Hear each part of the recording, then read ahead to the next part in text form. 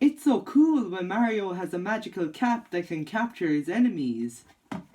It's so cool when Luigi has a proton pack from Ghostbusters that he can use to bust some ghosts.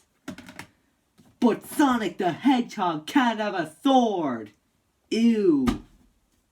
Seriously? Is that why people hate Sonic and the Black Knight?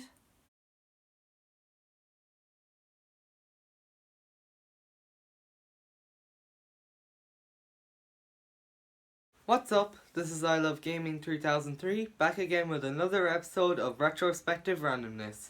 Today I am going to be talking about the game where Sonic the Hedgehog uses a sword. And that game, of course, I'm talking about is Sonic and the Black Knight. You might remember that earlier I covered Sonic and the Secret Rings, which was the first entry in the so-called storybook series. And I figured, since I covered this game, why not cover game 2 out of 2 in the so-called storybook collection. Yeah, the storybook series only lasted 2 games, which is kind of a shame because I really like these games. I really like the storybook setting. It's just a shame they only lasted 2 games. So what do I like about Sonic and the Black Knight? Well, like I said, I like the storybook setting, just like Secret Rings. I also really like the graphics. They're a nice step up from the kind of underwhelming graphics of Sonic Unleashed on the Wii. And I also really like the sword gameplay. Yes, it's such a bizarre concept. I mean, why the heck should Sonic the Hedgehog have a sword? But when I actually got to play it, it wasn't too bad. I mean, all you have to do is just flick the Wiimote. I mean, how's that so hard? Also, I really like that they improved the jump button in this game because in Secret Rings you had to hold down on the jump button to jump, but in this game you just tap the jump button. And you can control Sonic with the analog stick rather than just tilting the Wii remote. So, yeah, I think the controls were an improvement in this game. I also really like that this game has multiple playable characters in story mode, so you don't have to just play as Sonic.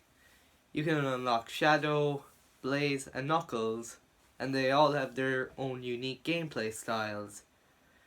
I mean, seriously, this is probably the last Sonic game where we get multiple playable characters.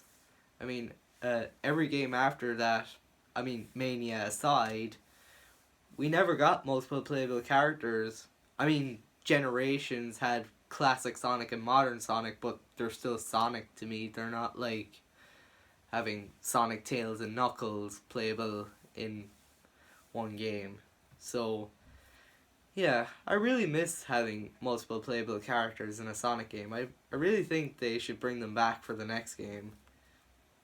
So is there any issues I have with Sonic and the Black Knight? Well, the only issue I have with this game is how short it is. On your first playthrough, it will probably take you about 3 to 4 hours to beat this game. Maybe 2, but I don't know. All I know is it's really short, and that's the only problem I really have with this game. Other than that, I think it's a pretty solid Sonic game. Yes, it's a bizarre concept. Sonic with a sword is such a bizarre concept, but I think it worked pretty decently in the end. So thank you for watching this episode of Retrospective Randomness, and I'll see you later.